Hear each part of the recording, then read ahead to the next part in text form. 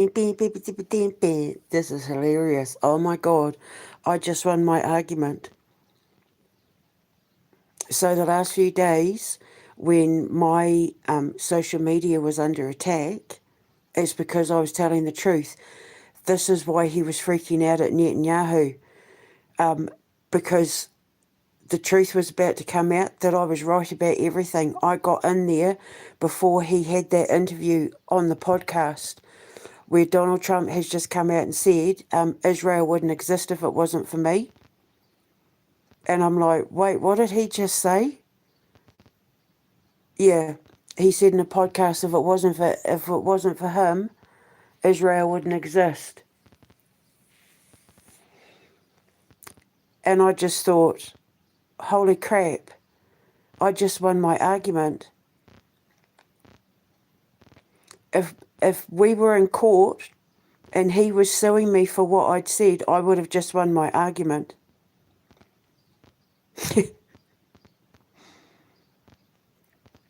America funds Israel. America is the reason why Israel exists. America is the reason why we have Netanyahu. America funded the genocide in Palestine. America's funding the war in Iran. America is Israel. And this whole time people have been saying that it's Israel that's got stuff on Trump, but it's the other way round. And I said it last year, Trump's not the victim people think he is. And I've been watching and I've been quietly observing and things weren't adding up until I did those live investigations, and it turns out I was right. And Trump's just admitted it. Trump is the one that holds all the power in Israel. He's the one telling them what to do. He's the one telling them to commit the genocide in Palestine with the help of his cult in Britain and anyone else that's helping with what's going on in Palestine and Ukraine and Russia. It's all America.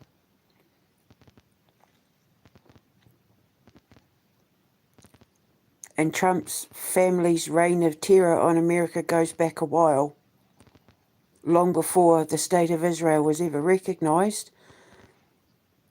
He's just come out and said everything that I said. I was right about everything.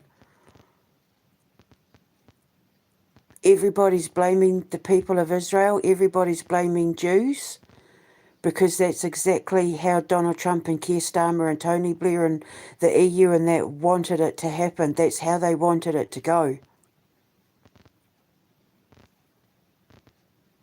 And then on a side note, he made my story. Remember part 2, with a little help from my friends, ends up basically merging into the Amber Rose, where when Jeb the Goblin King, Jeb the Goblin King dies in Lucian's Dragon, and in the war of, with a little help from my friends, he dies, and the Slime Queen takes over the kingdom and does such a bad job of it that the shadow folk end up retreating, and Medusa comes in and turns the Slime Queen into a statue that gets torn down and turned into a road. The Slime Queen is Donald Trump. Jeb the Goblin King was Netanyahu. Although when I wrote it, I thought it was Chris, but I don't always understand what I'm writing until divine timing, until existence catches up with reality. So ever since, if you look at when Iran claimed to have killed Netanyahu and all the weird AI stuff that came out afterwards and him not making any public appearances and there's, claims of him wearing a mask and lookalikes and all that sort of thing, Donald Trump took over. Remember, Donald Trump took over everything after Iran claimed that Netanyahu was dead. And Donald Trump has done such a bad job of this whole war in Iran and, you know, his plans to take down the monarchy, and that he's done such a bad job, he's losing his mind over it. His health is failing. He's descending at a rapid rate of speed, which is what I wrote when I wrote With a Little Help from My Friends and the Amber Rose.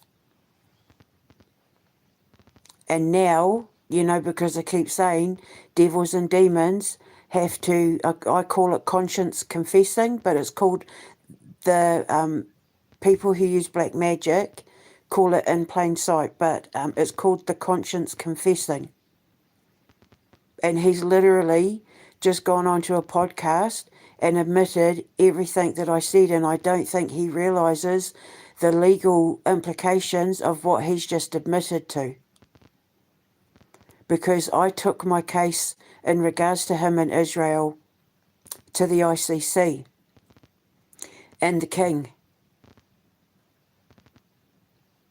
And for all as what he can say, I'm crazy and making it all up and I'm a liar and I'm this, that and the other, he's just literally just come out and basically said, yeah, Debbie was telling the truth. And I wouldn't have known if I wouldn't have uncovered any of this if I hadn't have looked into the Delphi murders and the Teresa Lubienska, I can't pronounce that. I'm so embarrassed if I'm going to pronounce it wrong. Lubienska murder. They were martyred for a greater cause than their families will ever realise, with Abby and Libby and Teresa's ancestors. Their murders were for a greater cause,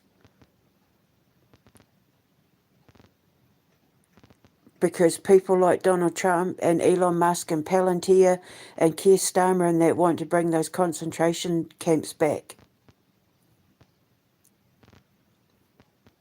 I mean, he's already started building them with, you know, the detention centres in that alligator swamp. That's why I named him the Slime Queen. That's why I made my water beastie horror movie A Poisonous Frog. And he's just come out and basically said, Debbie's telling the truth.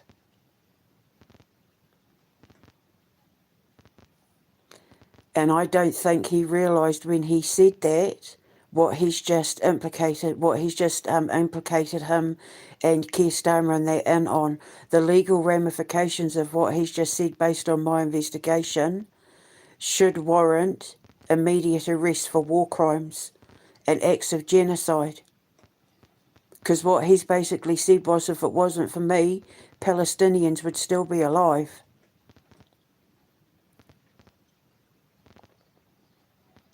If it wasn't for me, there would be no war crimes.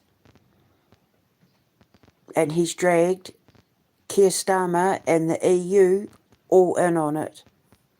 And then on a side note, something really weird happened. I was just minding my own business, just listening to background noise of, you know, TikTokers, falls from grace and all of that, because like I need to pay attention to these sort of things, because I'm going to have my own social media companies, and, you know, I'm going to have my own version of like Discord and X and YouTube and all that. So obviously when my kids engage in this sort of thing, I need to know how to protect them so that they don't go the way of these TikTokers and YouTubers and that, who are having monumental falls from grace, publicly humiliating themselves, destroying their reputations and losing all their money, right?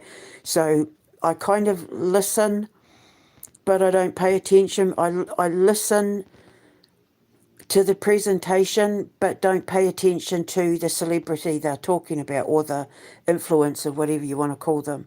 But I need to know these things, because when I start letting my kids at the school having access to all of these things, I need to be able to say to them, you know, keep your head about you, and if you go viral, stay humble and, you know, keep your head about you. sort of thing, making sure, because you've got to remember that a lot of these kids are going to be plucked out of poverty. They're going to be plucked off the streets in countries like Brazil and taken out of poverty in places like China and trailer parks and inner city New York, and they're going to be coming from war-torn places, and where they would never be given the opportunity to be discovered for their talent or have the opportunity to explore their gifts and their talents. And, they're all going to get paid for what they do. They're all going to make royalties from the things they create in there. And, when you give young people money fast, or even when you give anyone money fast, because you see it with the lottery as well, when people make a lot of money fast, the statistical probability of them being able to hold on to it wisely and spend the money wisely is very, very low. So I'm setting up all sorts of protections for the kids that, their royalties will go into a savings account and they get to touch it at a certain age, or they can have it as an allowance, and, all this sort of thing, and making sure that their parents and future managers and all that can't have access to any of the fire royalties and all that sort of thing. So I pay attention. And this ad just popped up, Brownstone Research. For $500, you can have access to shares in SpaceX before it hits the stock market. And I thought, interesting. So I just thought, just out of curiosity, I looked it up. Firstly, Brownstone Research keep getting complaints about them from the Better Business Bureau for being frauds. And it turns out that Elon Musk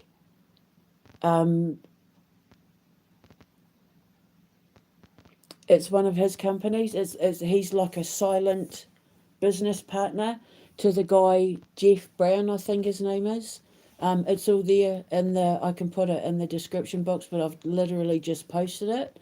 And it turns out that the $500 that you pay isn't to buy shares in SpaceX before it hits the stock market. It's $500 to sign up to a newsletter.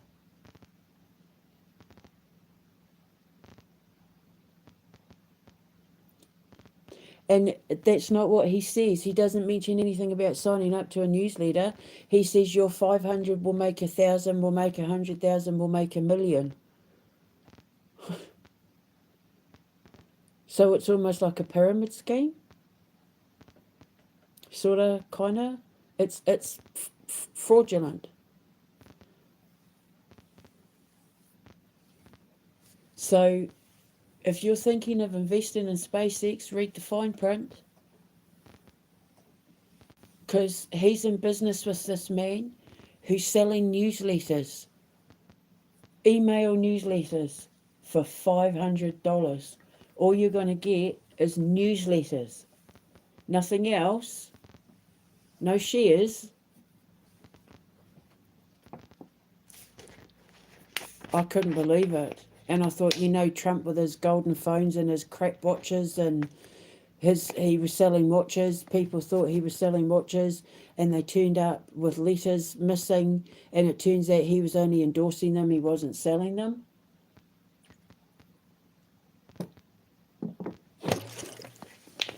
And then people with his phones and that not even getting them. Well, this Brownstone Research thing sounds like exactly the same. People giving $500 thinking they're buying shares in SpaceX, and they're only buying a newsletter. I can't believe it. The other thing I forgot to mention, which also proves me right, that Ashley St. Clair interview,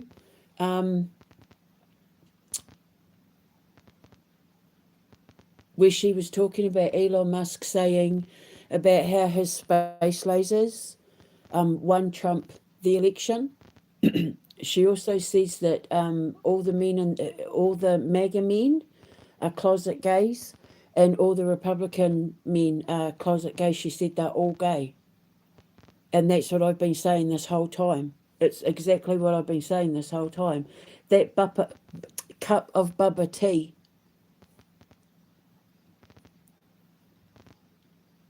is why I lost my Instagram, because I was saying that they're gay, that they're closet gays. That Elon Musk is closet gay, that Donald Trump is closet gay, that they're all closet gays. Leslie Graham, they're all hiding their homosexuality.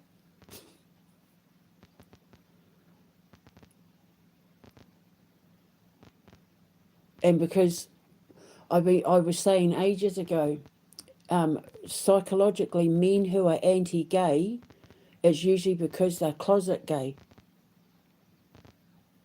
When they take their hatred out on the gay community, it's usually because they're closet gay.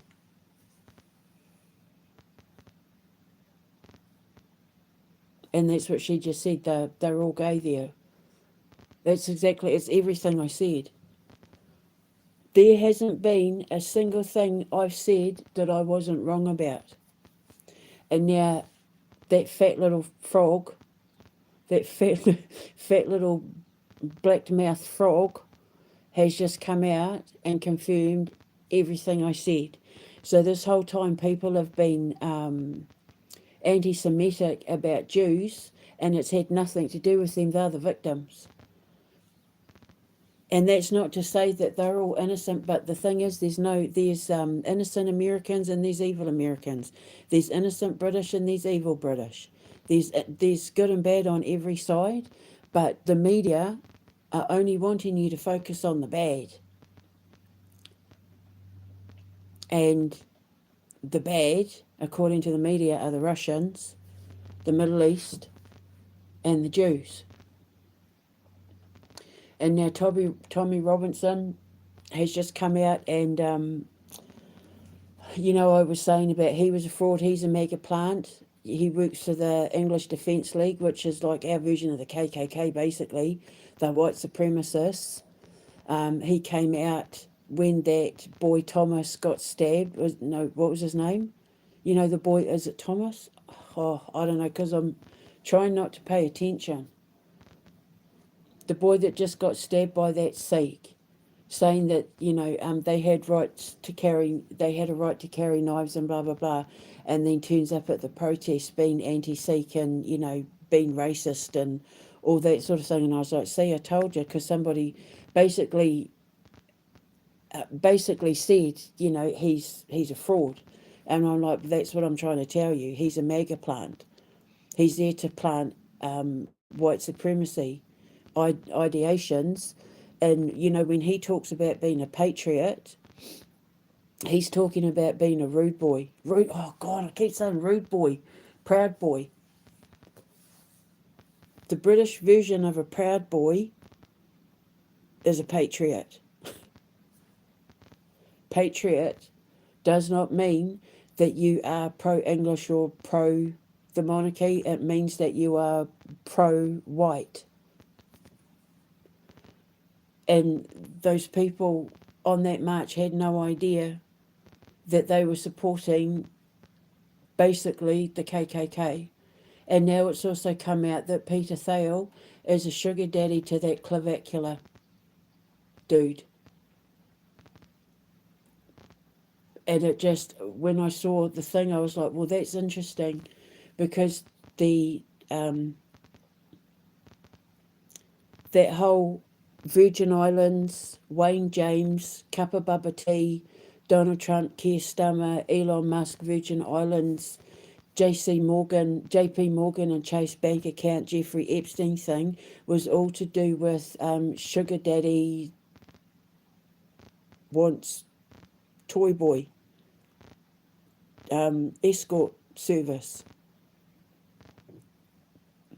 That's what lost me my Instagram. Because Donald Trump has got money on this Bank of the Virgin Islands, and I was looking into it to see whether that's where Keir Starmer was hiding some of his money, which then ended up uncovering an investigation into Elon Musk and how he was made to answer for bank information that he was holding on behalf of Jeffrey Epstein, right? Which then led me to Wayne James, who was a model and fashion designer connected to Jean-Luc Brunel and Zelensky and, Keir Starmer's arson rent boys. And the name of the escort service is Sugar Daddy wants toy boys or something like that. And so Pete Thale is a sugar daddy.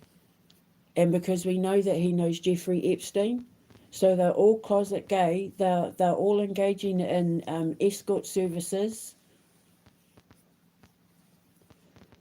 And Ashley, and because I'd said it, and then Ashley St. Clair basically confirmed it, and then this article came out about Peter Thale that confirmed it as well. I'll find it and put a link in the description box. But I have literally been right about everything. I have been, well, not me, Odin has been digging up their deepest, darkest sins and secrets. And that have gone so deep that they themselves don't even realise they're confessing to their own sins now, including those cops that admitted they're getting ready to set up a false flag with guns. If those cops hadn't have opened their mouths on their Instagram thing, I wouldn't have been able to put two and two together with the information I was holding about Keir Starmer arming the illegal immigrants with the AK-47s last year.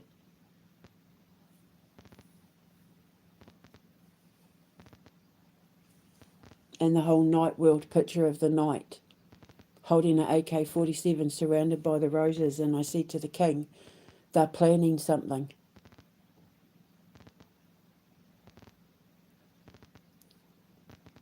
And I was right.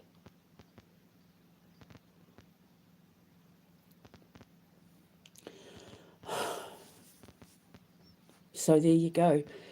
If I was standing in court right now as a lawyer for the defence of God against Donald Trump and Elon Musk and all the rest of them, I would have just won my case for God.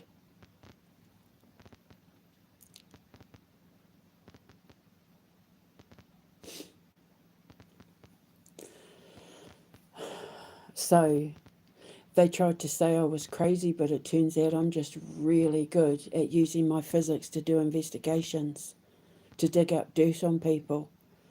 And in the Quantum Menace 3, the conception of Heracles, he goes back in time to unravel the conception of Heracles, which I've just done in real time. I went back 1,000 years to his own family lineage, and even more than that, 3,000 years to the reason why he wants to bomb Iran and erase their civilization off the map. He's after ancient civilizations, destroying the Heracles statue in order to replace it with the Trump statue at Mount Rushmore.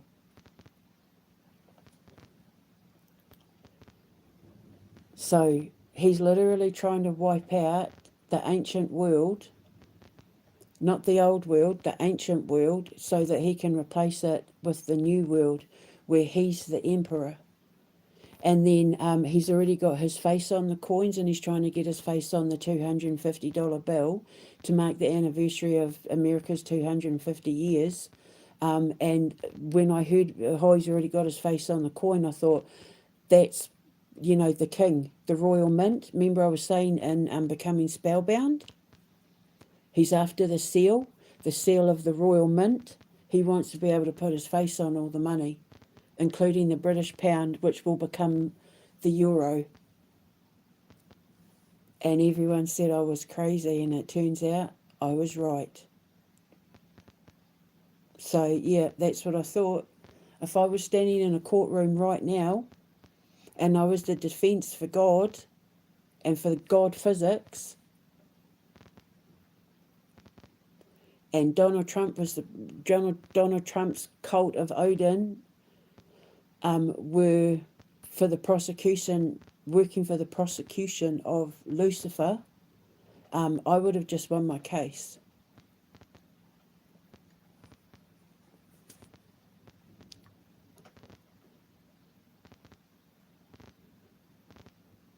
So I'm going to go and have a shower now. I lost everything. I lost everyone, but I stood in my truth, and I refused to back down.